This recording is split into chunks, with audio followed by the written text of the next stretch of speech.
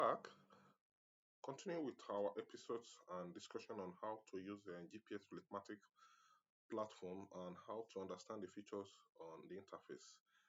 We'll go through some simple questions and frequently asked questions in terms of what capabilities can be achieved from our software. First is there is a question about how can I access my daily history. Second one is how will I be able to know how much kilometers traveled per day or weekly, which is the mileage report? Can I get the tracks, the routes of the movement? How do I set up a geofence system? How do I be able to check multiple events when there is an overspeeding, underspeeding, harsh braking, engine on, engine off? In this episode, we might have to break it down into 3 or 2 episodes for in-depth analysis. So for us to achieve this, we need to understand what we want to do and how do we achieve it. First is the basic one. We want to check history. For us to be able to check history, once you log into your interface, you are going to regularly have it like this. And for example, we have TP02, which is already moving with 10 kilometers per second. It's on the road. We can zoom, either it's moving or it's stopping. We really don't know what's going on there. Okay, so that's by the way. So let's make it easy. We add it to the rest of the group. So under the objects, we can edit each of the objects and add it to the group, Navy group. And now, okay, so we have the same group for all of them. Okay, okay, so our account is uniform right now. So let's go at this. For example, I want to check, I'll have to go to my history. And when I go to my history, I will click, I can select this filter, which will give me yesterday, the day before yesterday, or I will select extended filter. I like to use extended filter, and it gives me more flexibility to expand my search. So it's time from, I'm going to say, okay, I want to start with, I want to check history from 11th of March 2025 to 13th of March 2025. And okay, stops after 1 minute, greater than 1 minute, and I'll be able to check my result.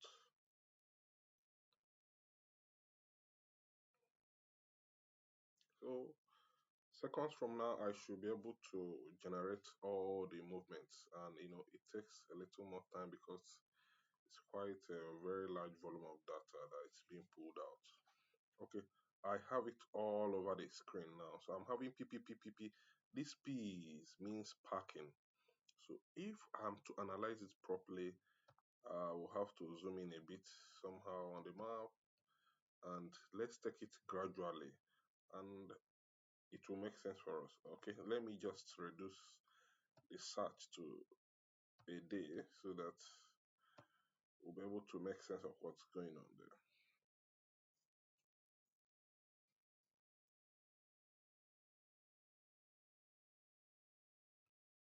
Okay, it's still pulling up our data. Good. Okay, so we'll have a data for a day search, so which reduces the number of interpretations we want to do. So firstly, I'm concentrating on the map interface, and at the same time I'm looking at where I have my sidebar, where I did the search, and I have time and information. It's very important to pay attention to this.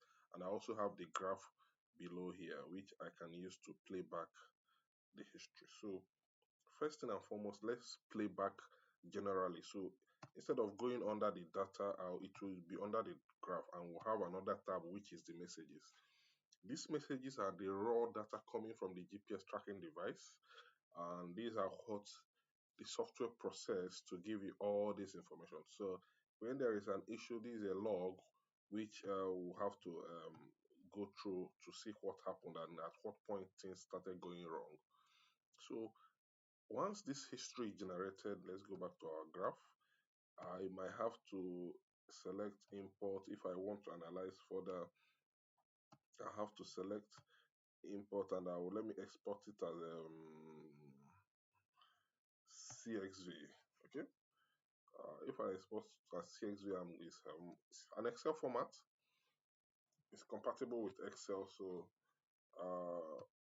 open it, and I should have something for myself. Quickly, we'll go through this and we'll go back to what we are discussing. Okay. Okay, so this is an Excel format of all the movements, and now I have it from. Let me select long time. No, no, no. I don't like this time.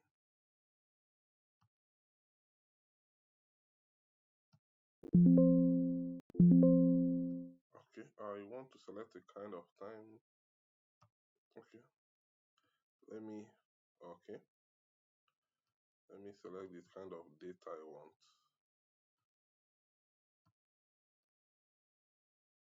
Mm, okay.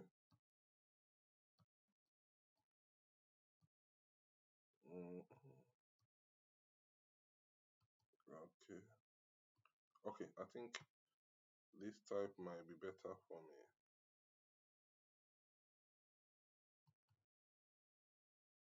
This type might be better for me. And let me check it. Let me check custom. Okay. Let me check custom date.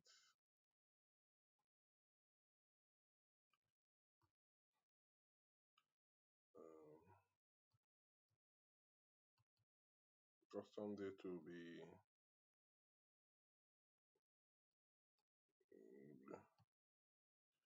I want to make it day, month, and SS. So this will give me both second and everything.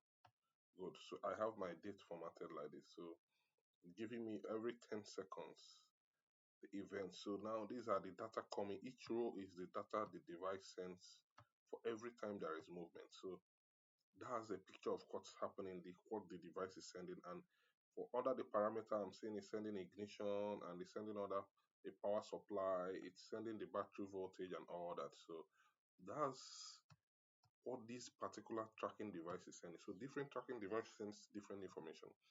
That's by the way that's when we are going in depth into analysis. So for us to be able to understand what is going on, I can let me move my and I'm going to come somewhere here and click on the graph, and I want to increase my speed to like 4, and I'm going to just this is a replay. So looking at your map, I am having it moving on the map. So I can reduce the speed to 3, so to allow the internet to load the images of the map. Now I am seeing what is happening here. On top of the map, there are sub menus that is appearing here, which will have the first one is look at the top by the zoom in and zoom out, and I have another menu, enable and disable routes. I have the enable and disable events, enable and disable stop. The next one is enable and disable arrow, and I like to use enable and disable data point and enable and disable arrow. That will show me because showing me the arrow of the movement. But looking at this route, there are so many trips that happened on this particular day. So many trips going back and forth on this same line, on this same particular road. So either it's mostly a construction company that is going from one point to another. There is an episode we are going to discuss about. Check our playlist when I talk about trip planning. Trip planning will help people that are into construction to know how many trips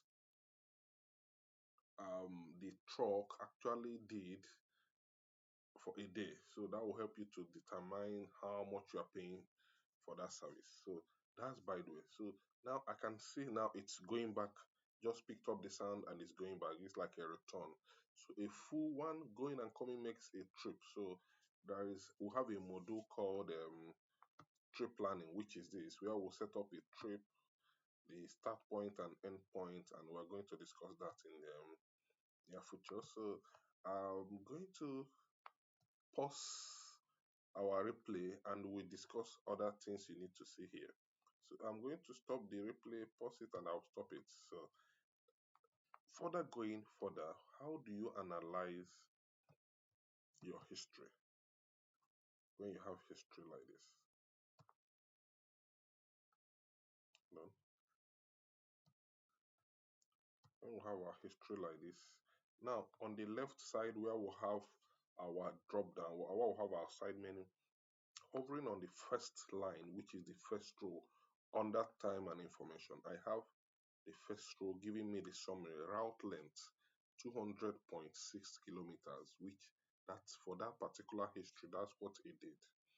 Okay, and the move duration for that whole day, out of 24 hours it moved 7 hours 19 minutes, and the remaining ones will be stopping or parked, which is 16 hours. Top speed is 84 kilometer per hour and the average speed is 18, which top speed might maybe, that means on average it was within safe zone. The next line is, this happened, this is summary for the whole time, and the next one is parking, and it's 000022 seconds. It's saying that it parked for 6 hours, and when I click on it, it shows on the screen address, and it arrived at midnight. That's because of the history of that day, and by 6:55 in the morning, that's 6 hours 55 minutes. After that 6:55, it moved a bit.